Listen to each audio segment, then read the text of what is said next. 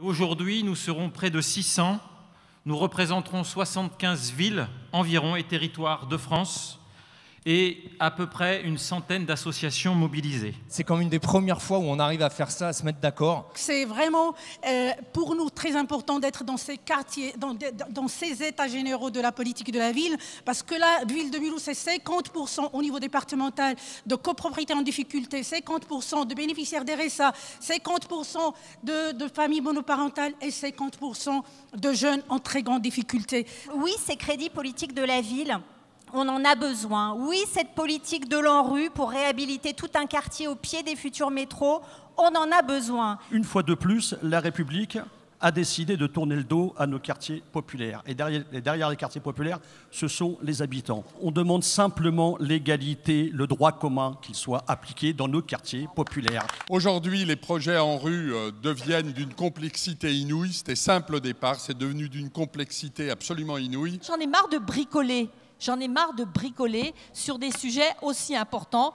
Nous avons le droit d'avoir autre chose en face de nous que des gens qui raisonnent en termes de chiffres. Donc, ce qui est important pour nous aujourd'hui, c'est que les pouvoirs publics nous entendent. On est dans un processus qui a mis des années et des années à se mettre en place. La politique de transformation des quartiers populaires doit continuer. Elle doit avoir des moyens au niveau d'une cause nationale. La seule chose que je demande, c'est qu'effectivement, on puisse continuer, que les politiques de la ville s'inscrivent dans le long terme. Ce sont les quartiers de la jeunesse de notre pays. C'est la plus grande concentration de jeunesse.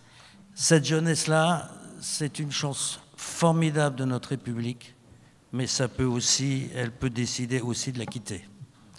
Et c'est à vous aujourd'hui qu'il appartient de remettre ce sujet en haut de la pile. J'ai un seul message. Au nom de l'Association des régions de France, qui, vous le savez, réunit des présidents de région de tous les partis politiques, l'Association des régions de France veut vous dire que vraiment, elle ne fera pas défaut. Paris est solidaire de ce mouvement. Ça passe bien sûr par des moyens. En tous les cas, ça ne passe pas par moins de moyens, ça c'est évident. Ça passe par des moyens, ça passe par de la reconnaissance, cela a été dit tout à l'heure. Nous sommes des acteurs, personne ici ne fait l'aumône.